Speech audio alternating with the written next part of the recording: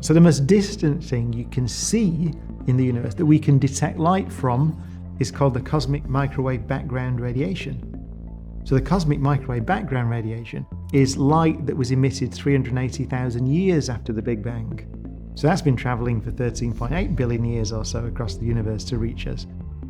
But then if you ask the question, where is that place now, the place that it emitted that photon from the cosmic microwave background radiation that came across the universe for 13.8 billion years into our detectors?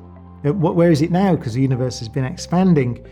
You get an answer which is something like 46 billion light years away now.